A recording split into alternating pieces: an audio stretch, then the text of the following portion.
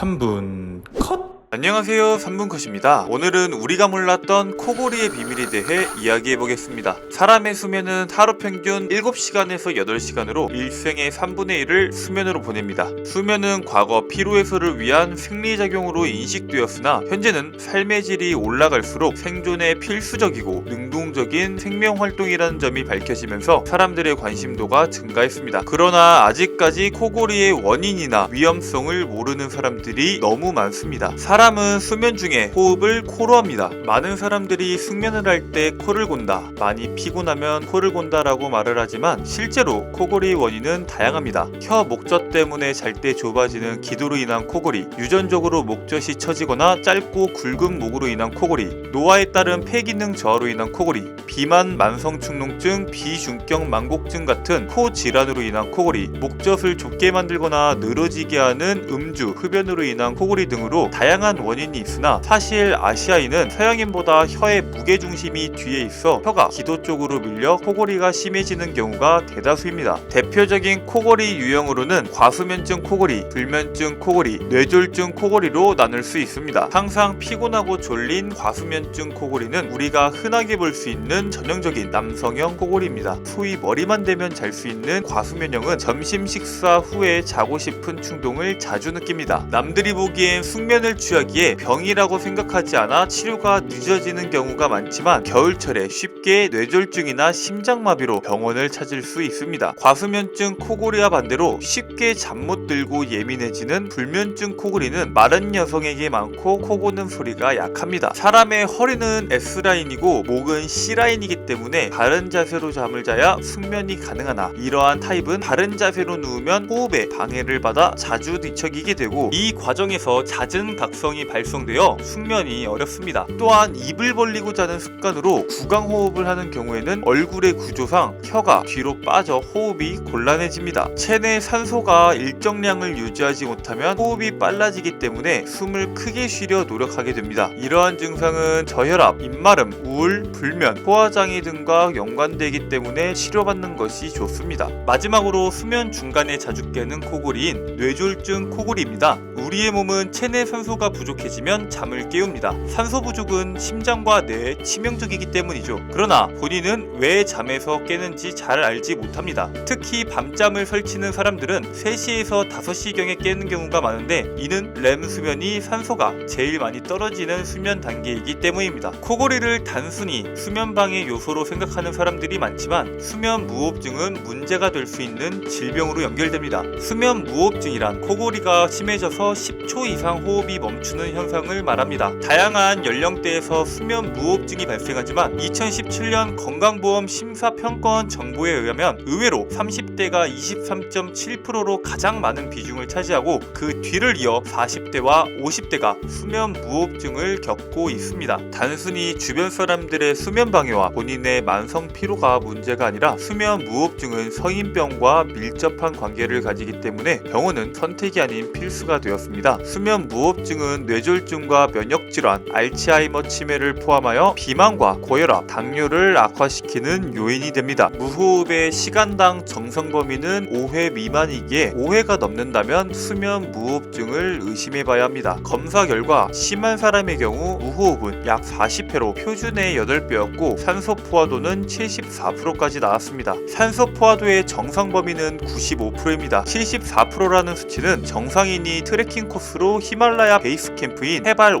5,800m까지 올라갔을 때 거의 75%까지 떨어지는 것으로 확인되었습니다. 즉 코골이가 심한 사람의 경우 매일 저녁마다 히말라야 베이스 캠프까지 등산을 하니 피곤할 수밖에 없는 것입니다. 수면은 삶의 질에 엄청나게 큰 영향을 미칩니다. 건강과 자신의 삶을 위해 수면에 관심을 가지고 개선한다면 남은 인생을 더욱 건강하고 활기차게 보낼 수 있을 것입니다. 오늘 준비한 내용은 여기까지입니다. 다음에는 더욱 재미있고 흥미로운 내용으로 돌아오겠습니다.